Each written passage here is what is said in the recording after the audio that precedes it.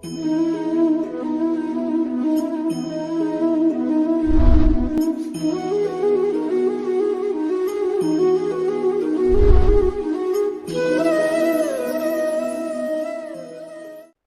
हैं सो जाएंगे भाई राजा रंग फकीर, एक तो सिंहासन चढ़ के जा एक बंधे जात जंजीर। एक दिन ऐसा होएगा सबसे पड़े बिछो, एक दिन ऐसा होएगा सबसे पड़े बिछो, और राजा राणा राव रंक भाई सावधान क्यों ना हो।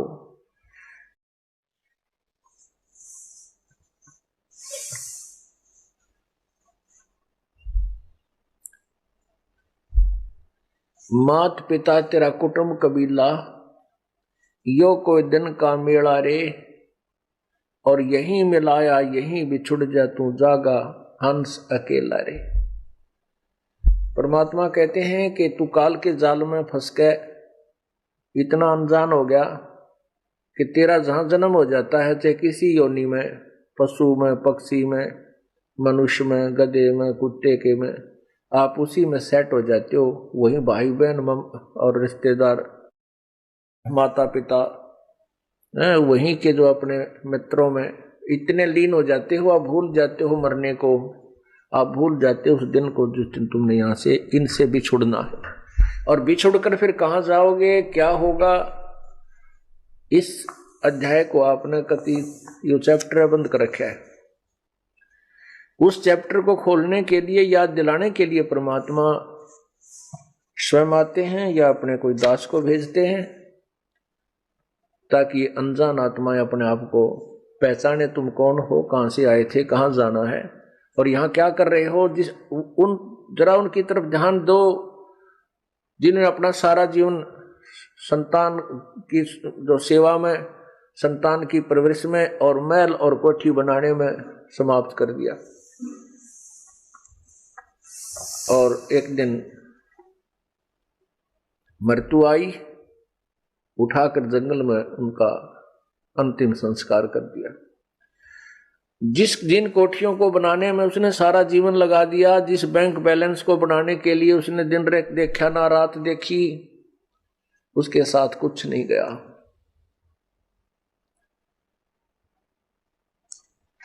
तो क्या था ये, इसको याद दिलाते हैं परमात्मा कि तुम्हारे को काल ने यहां इतना मूर्ख बना दिया कि आप मनुष्य जीवन के मूल उद्देश्य को ही भूल चुके हो। उसको याद दिलाने के लिए कहते हैं, मात पिता तेरा कुटुंब कबीला, यो कोई दिन का मेला रे, ये कुछ दिन का मेला है, और यहीं मिलाया यहीं बिछुड़ जाएगा, और जागा हंस अकेला रे। परमात्मा कहते हैं, हिड़की दे दे रोएगी सुरतान जब तू चलेगी अकेली। पूरे बड़े परिवार ने छोड़ के एक व्यक्ति मृत्यु को प्राप्त होने लगता है, उसको फिर ये होता है, कुछ तो जो अनजान होते हैं उनको ये हो जाता है मेरे बेटियों का क्या होगा, मेरी बेटियों का क्या होगा, वो कहीं ऐसा ना हो जाए। वो तो फिर यहीं उलझ पुलझ के फिर दोबारा वहीं जन्म हो जाता है किसी पशु पक्षी के रूप में। यदि मनुष्य का संस्कार शेष है तो वो फिर वहीं क्यों नहीं के आके जन्म ले लेता पुत्र या पुत्री के रूप में, और यहीं काल के जाल में, इस कोल्लू में सदा जुड़ा रहता है। परमात्मा हमें याद दिलाते हैं कि जब तू यहां से जाएगा, कहां जाएगा कभी नहीं सोचा। इंसान घर छोड़कर चलता है किसी रिश्तेदारी में या किसी कामवश, तो चलने से पहले उद्देश्य बनाता है, मैं रात को कहाँ रुकूंगा, कोई धर्मशाला का कोई न कोई योजना बनाकर चलता है, कोई रिश्तेदार या किसी रिश्तेदार की रिश्तेदारी में तो कोई न कोई स्थान उसका एड्रेस ले लेता है वहां रात बिताने के लिए। और जब ये संसार छोड़कर जाता है कभी नहीं सोचता कि तू कहाँ जाएगा, कहाँ तेरा ठिकाना होगा, वहां कहाँ रुकेगा। वो याद अब सत्संग से दिलाई जाती है। एक दिन ऐसा होएगा सबसे पड़े बिछो, बिछो माने सबसे बिछुड़ जाएगा। राजा राणा राव सब भाई सावधान क्यों ना हो।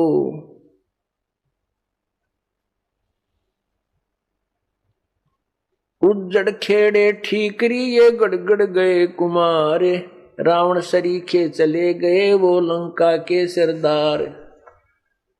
रावण कहते हैं सर्व सोने की लंका होती रावण से रणधीरम, एक पलक में राज विराजी वजम के पड़े जंजीरम। हमारे पास तो किलो तो बहुत घना हो जाता है, 20, 30, 100, 200 ग्राम सोना हो गया तो काक पीटते फिरते हैं। अब बहुत घना धन हो गया हमारे पास, इतना सोना है, और किलो हो जाता कहना है कि रावण के पास इतना सोना था कि उसने सोने के महल बना रखे थे।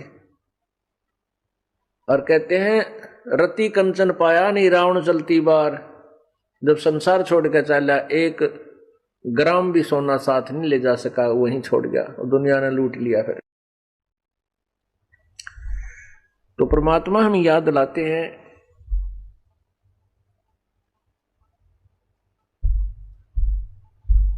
ये बड़े बड़े महल बना रखे हैं और फिर ये उज्जड़ हुए पड़े हुए खेड़े बोल रहे हैं, जिनको खेड़े कहते हैं।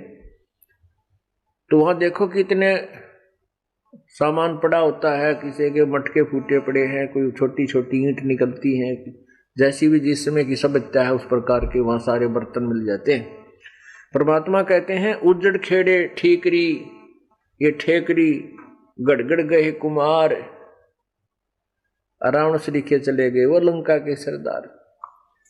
अब यहाँ एक बात समस्या आती है कि मन में यह आता है जाना तो है ही, सभी ने मरना है, इसमें मरना तो है ही, लेकिन मरने में जाने में बहुत अंतर है। एक तो भक्तिहीन प्राणी भुगत कर मरे और बुरा हाल हो जाए उसका कि तो बिरानवा टीवरी है, और फिर यम के दूत उसको पकड़ कर ले जाएंगे, यम के दूत पकड़ कर ले जाएंगे जैसे अपराधी को ले जाते हैं। और एक भक्ति युक्त प्राणी भाई इज्जत ले जाया जाएगा। आए हैं सो जाएंगे भाई राजा रंग फकीर, एक तो सिंहासन चढ़ के जा एक बंधे जात जंजीर। कितना अंतर हो गया। एक तो इज्जत के साथ ले जाए जाएंगे विमान में बैठाकर, और जो भक्ति नहीं करते उनको यम के दूत जंजीरों से बांध कर ले जाएंगे। जिसने कभी परमात्मा को याद ना किया हो उस प्राणी की मृत्यु देखना, कभी वो मरता हो जब भुगत का मरा करे ना उसका जी निकला, घर वाले भी दुआ करें भगवान ठाए दे इसने, और मरते समय टट्टी और पेशाब अंदर ही निकल जाते हैं भयभीत होकर के। क्योंकि ये हमारी एक ऐसी वृत्ति बनी हुई है, ऐसा स्वभाव बना हुआ है कि हम किसी किराए के मकान पर रहते हो ना, और उसको भी मकान मालिक कहे भी खाली कर दे, हम उसको भी खाली करना नहीं चाहते। उसको भी खाली करने में हम बहुत दिक्कत महसूस करते हैं। और अपने मकान से कोई कहे खाली कर दे तो मतलब है कौन ही, लेकिन अपना मकान है ही नहीं, वो मकान फिर खाली करना होगा क्योंकि मृत्यु होगी। इसी प्रकार इस शरीर में हम रह रहे हैं, एक सराय है चलती फिरती, एक कोठड़ी है। परमात्मा ने सूझबूझ से हम इस जीव को इसमें फिट कर रखा है, इस 5 तत्व के महल में। अब इसका समय पूरा हो जाता है, जितने समय का इसने किराया दे रखा है इस शरीर का, तब तक परमात्मा ने ये महल इसको दे रखा है जीव को। और जब इसका समय आ जाएगा तो इसको छोड़ देना चाहिए, समझदार व्यक्ति होता है। लेकिन जिसको ज्ञान नहीं, जो स्वार्थी और लोभी रहा सारी उम्र, तो वो इस शरीर को छोड़ना नहीं चाहता। मेरा शरीर है, मेरा शरीर है। तो यम के दूत फिर अंदर से उसको बुरी तरह पीट के और उसको भयभीत करके बुरी बुरी आकृतियां दिखाकर, बाले दिखाकर उसको भयभीत करते हैं। फिर वो डरता टट्टी पेशाब निकल जाता भयभीत होकर के, और वो फिर भागने की चेष्टा करता है शरीर छोड़ के। वैसे राजी खुशी नहीं छोड़ता। जो भक्त होते हैं, संत होते हैं, वो प्रभु की भक्ति के कारण इस शरीर को आसानी से त्याग देते हैं। और जिन्होंने भक्ति नहीं कर रखी वो शरीर से निकल भी नहीं सकते, उनको मार पीट कर निकाला जाता है। दोनों ही बातें हैं। वो छोड़ना भी नहीं चाहता और उससे निकला भी नहीं जाता, तो यम के दूत उसको मार कूट के बाहर खींच कर निकालते हैं, उसका गर्दन बंद कर देते हैं, जुबान बंद कर देते हैं। और भक्ति युक्त प्राणी अपने आप, परमात्मा का आदेश होगा, अपने आप शरीर से बाहर हो जाएगा, कोई परेशानी नहीं होगी। और फिर सामने प्रभु खड़े दिखाई देंगे उसको गुरुदेव के रूप में, और उसको ऐसा लगेगा जैसे कोई सपना हो गया हो। मृत्यु नहीं लगती उसको ऐसा होगा जैसे कहीं सौपन सा लगेगा, क्योंकि सौपन में सौपन नहीं लगता, वो ओरिजिनल नजर महसूस होता है। हम आपको इसलिए बता रहे हैं कि आपको जब वहां जाओगे तो ऐसा लगेगा जैसे सौपन में होता है। तो इस प्रकार हम अपने भगवान के पास चले जाएंगे और भक्ति का फल हमें मिलेगा।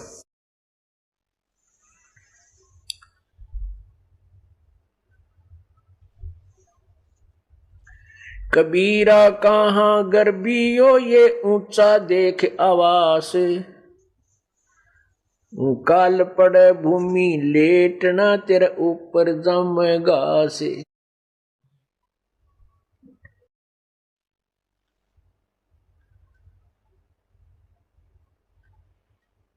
परमात्मा कहते हैं कि हे प्राणी, तू इस ऊंचे ऊंचे बड़ी बड़ी कोठियों को देखकर कहां फूला फिरता है?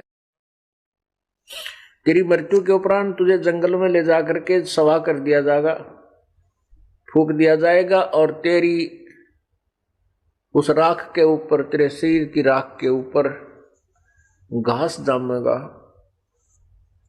और फिर उसके ऊपर के डांगर अंडा करेंगे, पशु फिरा करेंगे तेरे शरीर के ऊपर के।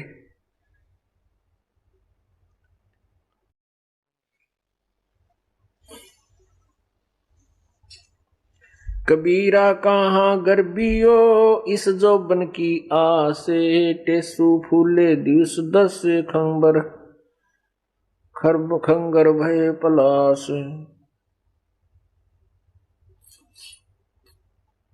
कबीरा कहाँ गर्बियो ये देही देख सुरंगे, बिछड़ वो मिलसी नहीं जो कैचुली भोजंग। कहती सुंदर शरीर ने देखकर कहाँ फूला फिर रहा है, एक बार ये छूट गया, मृत्यु होगी तो दोबारा नहीं इसमें प्रवेश हो पाएगा। जैसे सर्प कांचली छोड़ जाता है, ऐसे तो इस शरीर को त्याग कर चले जाएगा, इसमें पुनः प्रवेश नहीं कर पाएगा।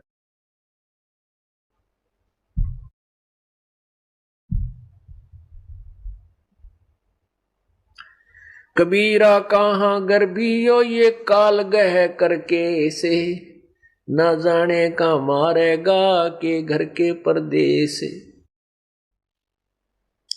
परमात्मा कहते हैं या तो भक्ति कर ले, परमात्मा मेरी शरण में आ जा, नहीं तो यू काल तेरी ब्रांड में टिकर के मारेगा। ना मेरा कितना एक्सीडेंट में दूसरे देश में यानी अपने घर से बाहर, और ना बेरा की तो घर में हार्ट अटैक हो जाएगा और बीमारी हो जाए।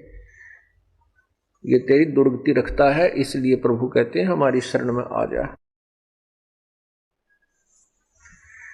कबीरा ये ऐसा संसार है जैसा संबल फूले, दिन दस के व्यवहार को झूठे रंग न भूले। पाकी खेती देख करे गरबे कहा किसान, अब हो अज हो झोला बहुत है घर आले तब जान। परमात्मा हमें हर तरह से सतर्क करते हैं, कहते हैं कबीर ऐसा ये संसार है जैसा संबल फूल, कहते हैं सुअ संबल से या और लागे डोडे ढूंढ।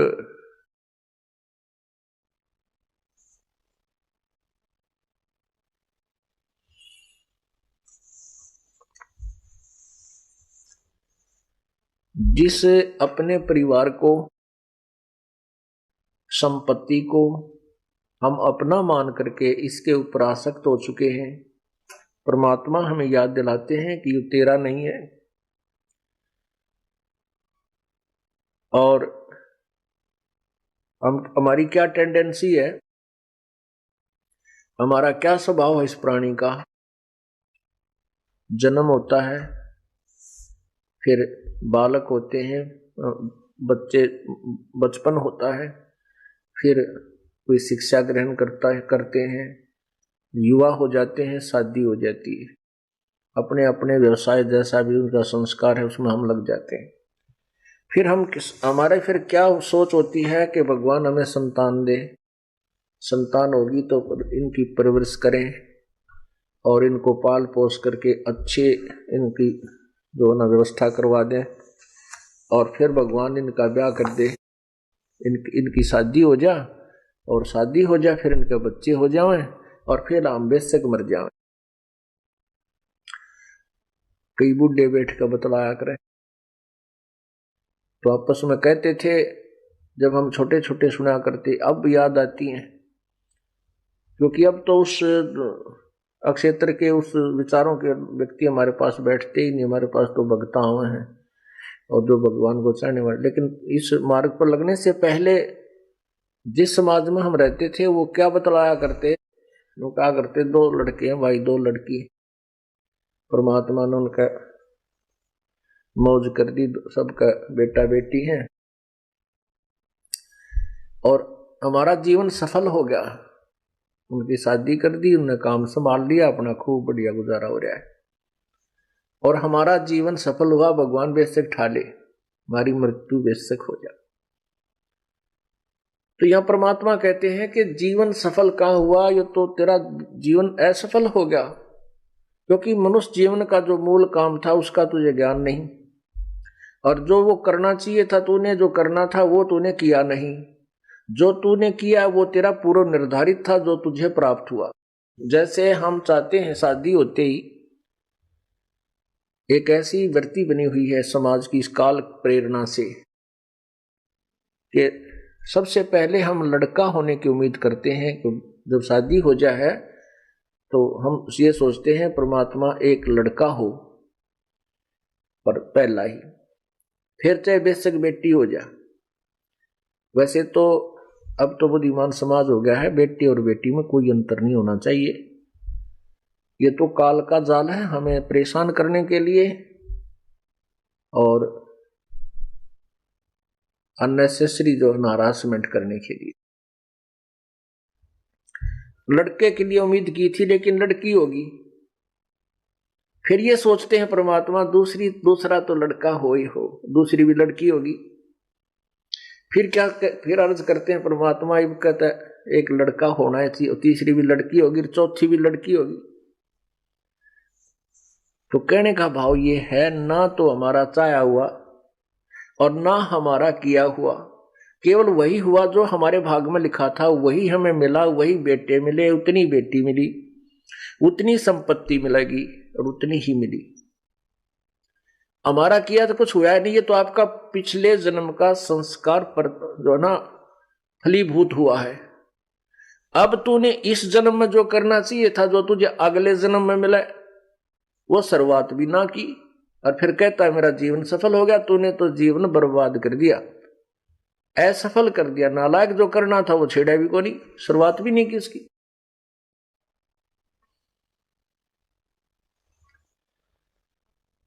तो यहां याद दिलाते हैं परमात्मा,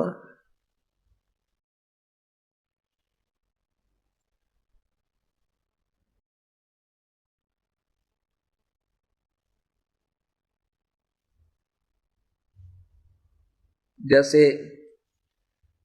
एक संभल का वृक्ष होता है, संभल, उस संभल के वृक्ष के फल बहुत ही अच्छे होते हैं, फूल भी बढ़िया होते हैं। देखने में तो वो फल इतने अच्छे होते हैं कि बहुत ही स्वादिष्ट होंगे, इनमें बहुत खाद्य पदार्थ पाओगा। उसको जो फोड़ के देखे तो उसमें कपास होती है, रुई होती है, जैसे आंख के डोडा में होती है।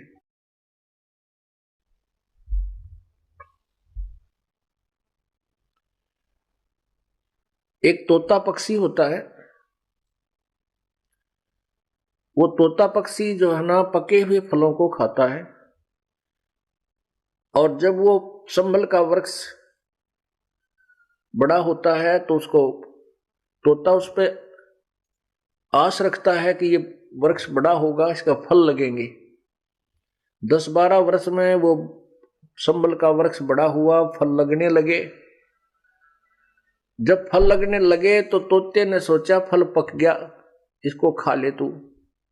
संभल के फल को खाने के उद्देश्य से, पके हुए फल को खाने के उद्देश्य से तोते ने चोंच मारी आछी दबा के, और वो चोंच मारते ही रुई उसके मुंह में फंस गई चोंच में। अब उसने सोचा था आनंद लूंगा, फल मीठा फल पाऊंगा, खाऊंगा, और वह चोंच फंस गई उसकी चोंच में, उसने वह रुई फंस गई उसकी चोंच में, जान बचानी मुश्किल होगी। अब हमें क्या बताते हैं परमात्मा कि जिस परिवार की पोषण में, इस परिवार रूपी तूने जो पेड़ लाया है, इसके आस में ये सोचता है ये बुजुर्ग, ये व्यक्ति के बुढ़ापे में मन मौज हो जाएगी, बच्चा ने पाल पोस दूंगा, इनकी ब्याह शादी कर दूंगा, और फिर मेरे आराम से ठाठते रहूंगा। बुढ़ापे में तो रह लिया ठाठते, तेरा जिए जानेगा, अच्छा तू ठाठते रहेगा। तो ये पहले याद दिलाई जाती है कि बुढ़ापे में कोई सुख का सांस तो नहीं ले सकता, ना तू दान कर सकता, क्योंकि बच्चे सारी संपत्ति पर गिंडली मार के बैठ जाएंगे सांप की तरह, एक चौने नहीं देंगे, मांग के लेनी पड़ेगी, वो भी राजी हो गए दे देंगे, ना नहीं देंगे। और ना फिर तो किधर सफर करने जोगा। बुढ़ापे में सत्संग सुन चला जा, समस्या बहुत आ जाएंगी, कदे कड़े दुख है, कदे सिर दुख है, कदे जाड़ पड़वानी, कदे आंख बनवानी, कदे बीपी हाई, कभी लो। क्यों बुढ़ापे में शरीर कम वीक हो जाता है, इसका तो सीमा दे रखी है भगवान ने, इतने समय के बाद इसमें स्थिति परिवर्तन आएगा ही आएगा। तो परमात्मा हमें याद दिलाते हैं कि तू पहले कर जो करना है, ऋण, भक्ति और दान, ये तीनों काम जवान। फिर भी जो बुजुर्ग हैं, बूढ़े हैं, पुण्यात्मा हैं, यदि परमात्मा के नाम पर लग जाएंगे तो परमात्मा धीरे धीरे उसका रास्ता खोलेगा, उसके शरीर में भी सुख देगा, उनके बच्चों की बुद्धि में परिवर्तन करेगा, क्योंकि प्रभु प्रबल शक्ति है, वो हर परिवर्तन कर सकता है।